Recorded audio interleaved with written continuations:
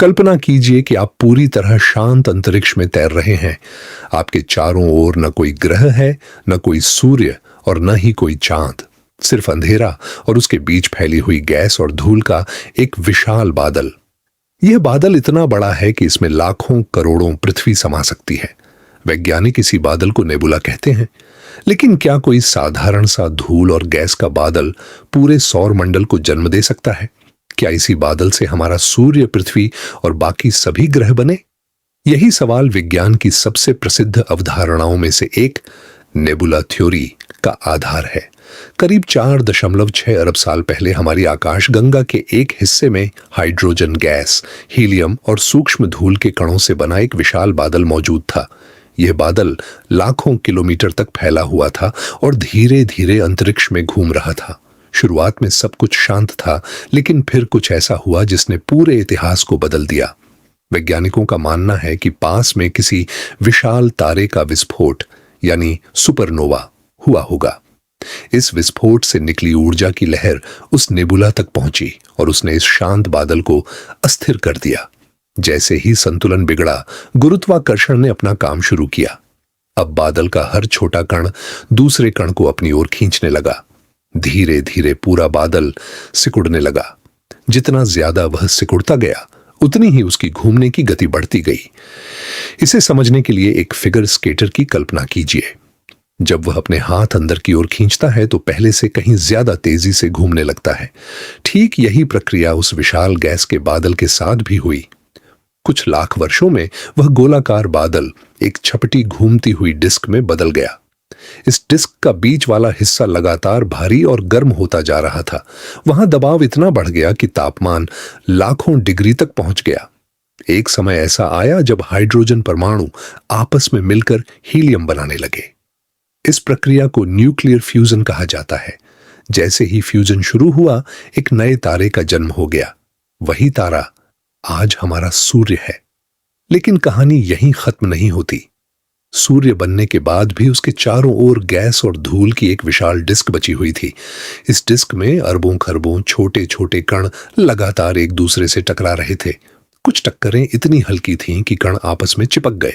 फिर वे बड़े होते गए और बड़े पिंडों का निर्माण होने लगा। शुरुआत में ये पिंड सिर्फ कुछ सेंटीमीटर के थे, फिर मीटर, फिर किलोमीटर और आखिरकार सैकड़ों किलोमीटर बड़े पिंड बन गए। इन्हें प्लैनेटेसिमल कहा जाता है। यही आगे चलकर ग्रहों के बीज बने। सूर्य के बिल्कुल पास तापमान बहुत ज्यादा था। वहां हल्की गैसें टिक नहीं सकीं, इसलिए उस क्षेत्र में चट्टानी ग्रह बनने लगे। यही कारण है कि बुध, शुक्र, पृथ्वी और मंगल पत्थर और धातुओं से बने हैं। दूसरी ओर सूर्य से दूर का क्षेत्र काफी ठंडा था। वहां बर्फ, गैस और धूल आसानी से जमा होती रही। परिणाम स्वरूप बृहस्पति, शनि, यूरेनस और नेपच्यून जैसे विशाल गैसीय ग्रह अस्तित्व में आए। अगर हम समय को तेज गति से देखें तो ऐसा लगेगा जैसे अंतरिक्ष में धूल के छोटे छोटे कण धीरे धीरे मिलकर एक पूरी दुनिया का निर्माण कर रहे हों। हर टक्कर, हर कण और हर गुरुत्वाकर्षण बल मिलकर अरबों वर्षों में एक ऐसा सौर मंडल बना रहे थे जिसमें आगे चलकर जीवन भी विकसित होना था। आज पृथ्वी पर मौजूद हर इंसान, हर पेड़, हर समुद्र और हर पहाड़ उसी प्राचीन नेबुला के कणों से बने हैं। हमारे शरीर में मौजूद कार्बन, ऑक्सीजन, आयरन और कैल्शियम जैसे तत्व कभी किसी प्राचीन तारे के अंदर बने थे और बाद में अंतरिक्ष में फैल गए। इसलिए वैज्ञानिक अक्सर कहते हैं कि हम सभी वास्तव में स्टारडस्ट यानी तारों की धूल से बने हैं। लेकिन एक सवाल अभी भी बाकी है। अगर यह प्रक्रिया इतनी सामान्य है तो क्या ब्रह्मांड में और भी जगह ऐसे सौर मंडल बन रहे हैं? क्या कहीं और भी कोई पृथ्वी बन रही होगी? क्या किसी दूर के नेबुला में अभी भी धूल के कण मिलकर नए ग्रहों को जन्म दे रहे होंगे? अब तक हमने जाना कि एक विशाल गैस और धूल का बादल गुरुत्वाकर्षण के कारण सिकुड़ने लगा।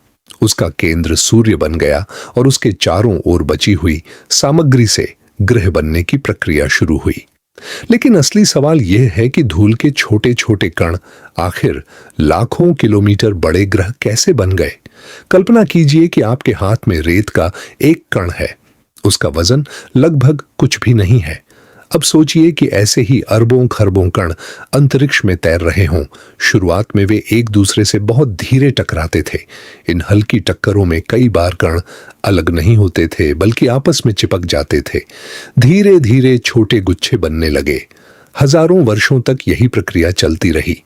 हर नया कण पुराने गुच्छे से जुड़ता गया और उनका आकार बढ़ता गया। कुछ समय बाद ये गुच्छे चट्टानों जितने बड़े हो गए। वैज्ञानिक इन्हें प्लैनेटेसिमल कहते हैं। अब गुरुत्वाकर्षण पहले से ज्यादा शक्तिशाली हो चुका था। जितना बड़ा पिंड बनता, उतनी ही ज्यादा उसकी गुरुत्वाकर्षण शक्ति होती। वह अपने आसपास मौजूद धूल, बर्फ और चट्टानों को अपनी ओर खींचने लगता। इस तरह एक तरह की अंतरिक्षीय चेन रिएक्शन शुरू हो गई। लेकिन यह प्रक्रिया बिल्कुल शांत नहीं थी। अंतरिक्ष में लगातार जबरदस्त टक्करें हो रही थीं। कई बार दो बड़े पिंड टकराकर एक और बड़ा पिंड बना देते, तो कई बार इतनी तेज टक्कर होती कि दोनों टूटकर हजारों टुकड़ों में बिखर जाते। करोड़ों वर्षों तक यही संघर्ष चलता रहा। इसी दौरान बनने वाली पृथ्वी आज जैसी शांत नहीं थी। उसकी सतह पूरी तरह पिघली हुई थी। हर तरफ लावा का महासागर था और लगातार उल्का पिंड उससे टकरा रहे थे। उस समय न कोई महासागर था, न हवा और न ही जीवन का कोई निशान। इसी समय एक बहुत बड़ी घटना हुई जिसने पृथ्वी का भविष्य बदल दिया। वैज्ञानिकों का मानना है कि मंगल के आकार का एक पिंड, जिसे थिया नाम दिया गया है, पृथ्वी से टकराया। यह टक्कर इतनी शक्तिशाली थी कि पृथ्वी की बाहरी परत का एक बड़ा हिस्सा अंतरिक्ष में चला गया। वह मलबा धीरे धीरे पृथ्वी के चारों ओर घूमने लगा और लाखों वर्षों में एक गोल पिंड का रूप लेने लगा। यही पिंड आज हमारा चंद्रमा है। अगर यह टक्कर कभी नहीं होती तो शायद आज पृथ्वी पर दिन की लंबाई अलग होती। समुद्र में ज्वार भाटा इतना मजबूत नहीं होता और संभव है कि जीवन का विकास भी अलग तरीके से होता। दूसरी ओर सूर्य से दूर बनने वाले ग्रहों की कहानी भी कम रोचक नहीं थी। वहां तापमान इतना कम था कि पानी, अमोनिया और मीथेन बर्फ के रूप में मौजूद थे। इन बर्फीले कणों ने तेजी से बड़े कोर बनाए और फिर आसपास की विशाल गैस को अपनी ओर खींच लिया। इसी कारण बृहस्पति इतना विशाल बना कि उसके अंदर लगभग 1300 पृथ्वियां समा सकती हैं। शनि के शानदार छल्ले भी इसी निर्माण प्रक्रिया के दौरान बची हुई बर्फ और चट्टानों के टुकड़ों से बने माने जाते हैं। लेकिन ग्रहों का निर्माण होने के बाद भी सौर मंडल पूरी तरह स्थिर नहीं था। छोटे बड़े पिंड लगातार इधर उधर घूम रहे थे। कई ग्रह अपनी शुरुआती कक्षाओं से धीरे धीरे खिसकते गए। वैज्ञानिक इसे प्लैनेटरी माइग्रेशन कहते हैं।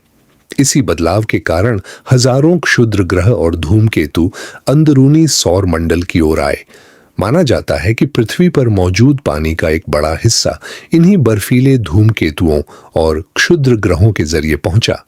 इसका मतलब यह है कि आज हम जो पानी पीते हैं वह शायद अरबों साल पहले किसी दूर के बर्फीले पिंड का हिस्सा था, जिसने अंतरिक्ष की लंबी यात्रा करके पृथ्वी तक पहुंचने का सफर तय किया।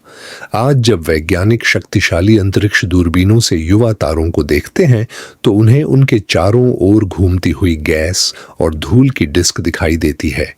कई जगहों पर इन डिस्क में गोल गोल खाली हिस्से भी दिखाई देते हैं जहां नए ग्रह बन रहे होते हैं। यानी जो प्रक्रिया 4.6 अरब साल पहले हमारे सौर मंडल में हुई थी, वही प्रक्रिया आज भी ब्रह्मांड के दूसरे हिस्सों में जारी है। इस खोज ने नेबुला थ्योरी को और मजबूत बना दिया। अब यह सिर्फ एक कल्पना नहीं, बल्कि अवलोकनों और वैज्ञानिक प्रमाणों से समर्थित मॉडल है। लेकिन अभी भी एक रहस्य बाकी है। अगर ब्रह्मांड में अरबों तारे हैं और उनके चारों ओर ग्रह बन रहे हैं, तो क्या कहीं ऐसी दूसरी पृथ्वी भी होगी? क्या किसी दूर नेबुला में अभी किसी ग्रह पर महासागर बन रहे होंगे?